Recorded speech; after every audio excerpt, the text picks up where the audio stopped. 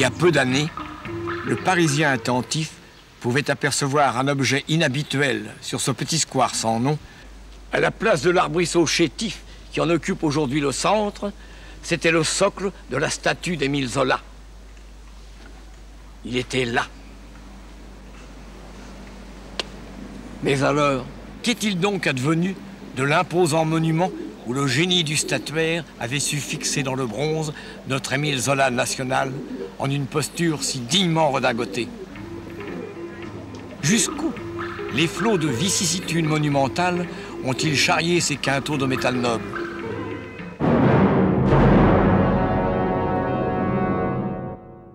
L'érection de ce monument, hommage unanime de la France reconnaissante au grand écrivain, fut entreprise juste après sa mort en 1902. À l'initiative de la Ligue française des droits de l'homme, une commission fut chargée du choix de l'artiste. Elle repoussa la candidature d'Aristide Maillol, pourtant ardemment défendue par Octave Mirbeau.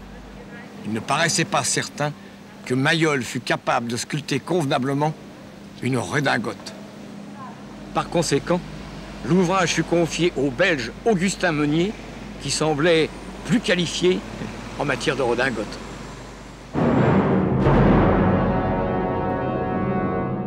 De nos jours, il n'est plus possible, hélas, d'apprécier si l'artiste sut restituer le plissé de la redingote, car pendant l'occupation, une bonne partie des monuments parisiens furent dépouillés de leur bronze dont on fit des canons. Et c'est ainsi que Zola fut soustrait pour toujours à l'admiration respectueuse des Parisiens. Encore pouvait-on voir jusqu'il y a peu, au centre de la placette, le socle de la statue, agrémenté d'une petite plaque évocatrice du drame. Aujourd'hui, cette ultime relique elle-même a disparu, remplacée par un jeune cerisier et ceci. Une stèle conçue dans le droit fil de l'esprit tout à la fois moderniste et pragmatique, si brillamment manifesté naguère par la commission d'art chargée du monument.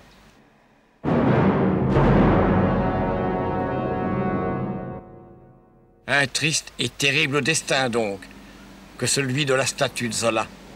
Il ne manque pas de susciter un accès de nostalgie lorsqu'on songe au temps, pas si lointain, où le mobilier urbain était empreint de l'élégance compassée qui nous fait tant défaut aujourd'hui. Ça sera tout.